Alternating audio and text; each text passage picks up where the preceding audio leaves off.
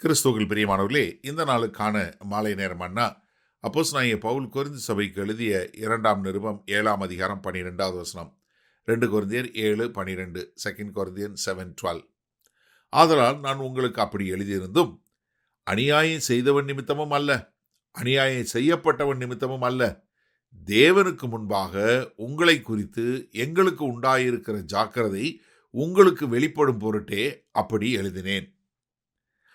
அதாவது அப்போஸ்தலனாகிய பவுல் நான் எதற்காக கடிதம் எழுதினேன்?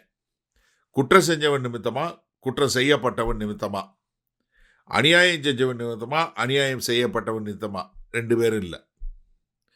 நான் செய்கிற ஊழியம் என்ன? தேவனுக்கு முன்பாக அது உண்மையும் உத்தமமா விளங்கணும். ஏன்னா நான் செய்யக்கூடிய காரியம் யாருக்கு பிரியமுள்ளதாக இருக்கணும்? தேவனுக்கு பிரியமுள்ளதாக இருக்கணும். ஏன்னா நான் ஒரு தகப்பனை போல உங்களுக்கு புத்தி சொல்கிறேன். ஏன்னா அவர் சொல்லும்போது 2 கொரிந்தியர் 12:7 அவருக்கே சொல்லும் என்ன சொல்றாரு? அன்றியும் எனக்கு வெளிப்படுத்தப்பட்டவைகளுக்குரிய மேன்மை நிமித்தம் நான் என்னை உயர்த்தாதபடிக்கு என் மாம்சத்திலே ஒரு முள் கொடுக்கப்பட்டிருக்கிறது. என்னை ஒரு முள் கொடு, அது என்ன? என்னை நான் உயர்த்தாதபடிக்கு என்னை குற்றம் சாத்தானுடைய தூதனாக இருக்குது. என்ன?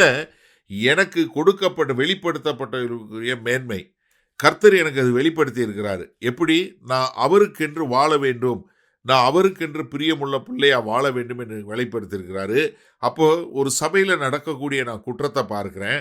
அப்போ நான் எழுதுறது காரணம் அநியாயம் செஞ்சவன் அநியாயம் செஞ்சுட்டான்னு சொல்றது இல்லை, அநியாயம் செய்யப்பட்டேன் ஐயா உனக்கு எதிராக அநியாயம் இழைக்கப்பட்டதுன்னு சொல்றது இல்லை. தேவன் என்ன செய்ய விரும்புகிறார்?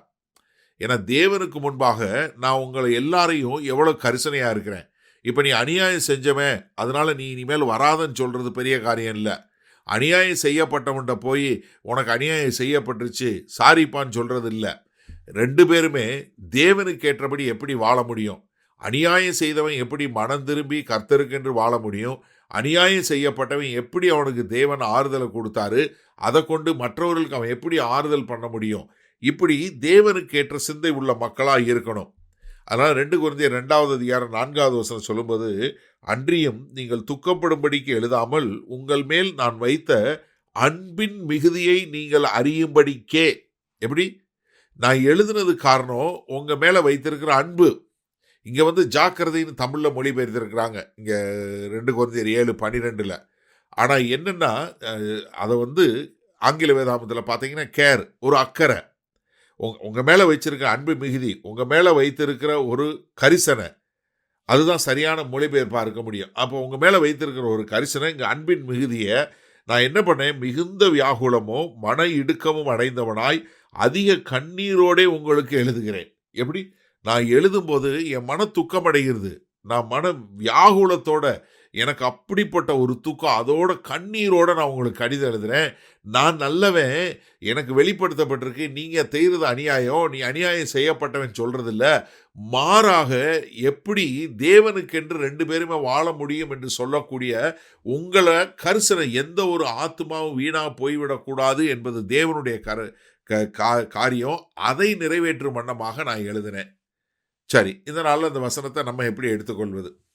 இன்றைக்கு நிறைய பேர் இந்த சோசியல் காஸ்பல் என்று சொல்லி சமுதாய சீரமைப்புக்காக சுவிசேஷத்தை சொல்றவங்க இருக்கிறாங்க. நீங்க நன்றாக தெரிஞ்சு கொள்ளுங்க, கர்த்தராகிய இயேசு கிறிஸ்து இந்த சமுதாய சீரமைப்புக்கு வரல. எல்லா மனிதரும் மனம் திரும்பி கர்த்தரை ஏற்றுக்கொள்ளத்தான் கர்த்தராகிய இயேசு கிறிஸ்து இந்த பூமிக்கு வந்தார்.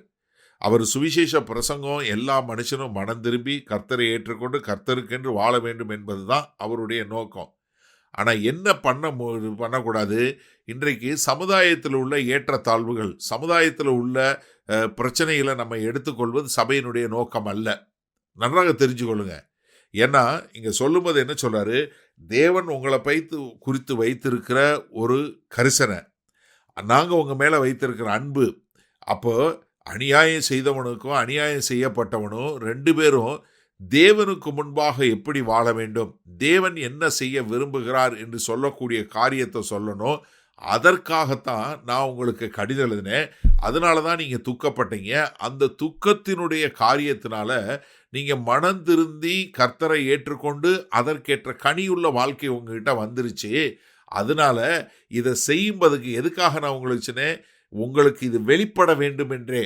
ஏன்னா எங்களுடைய கரிசனையும் சரி, தேவனுடைய அன்பும் சரி, தேவனுடைய ஆலோசனையும் தேவனுடைய அபரீதமான கிருபையும் உங்க மத்தியில விளங்க பண்ண வேண்டும் என்பதற்காகத்தான் நான் இப்படி எழுதினேன் என்று சொல்லுகிறாரு. அதனால தான் நம்ம யாரா இருந்தாலும், யாரு அநியாயம் செஞ்சவங்களுக்காக, அநியாயம் செய்யப்பட்டவங்களுக்காக வாதாடுவதல்ல, தேவனுடைய நாமம் விளங்கும்படியாக எப்படி அவர்கள் எல்லோரும் தேவனை ஏற்றுக்கொள்ள வேண்டும் என்று சொல்லக்கூடிய ஒரு காரியத்தை செய்ய நாம் கர்த்தர்ட்ட நம்ம ஒப்பு கொடுப்போமா? சமுதாய சீரமைப்பு அல்ல, மனிதனுடைய மனம் திரும்புதலே. வல்ல பிதாவே, இந்த அருமையான நல்ல நாளுக்காய் நன்றி. இதோ இந்த செய்தியை கேட்டுக்கொண்டு இருக்கிற எனக்கு அருமையான சகோதர சகோதரிகள் ஒவ்வொருவரும், ஆமா ஆண்டவரே, இது சமுதாய சீரமைப்பல்ல, ஒரு மனிதனுடைய இருதயம் மாற்றப்பட்டு தேவனுக்கென்று பக்தி வைராக்கியமாய் வாழக்கூடிய ஒரு சந்ததியை உருவாக்க எங்கள் தேவன் கிருபையும் இரக்கமும் பாராட்ட வேண்டுமாய் இயேசு கிறிஸ்துவின் உன்னத நாமத்தினால ஜெபிக்கிறோம் ஜீவனுள்ள வல்ல பிதாவே, ஆமேன். கர்த்தர் உங்களை ஆசீர்வதிப்பாராக. நாம் நாளை காலை தினசரி தியானத்தில் சந்திப்போம். Good night.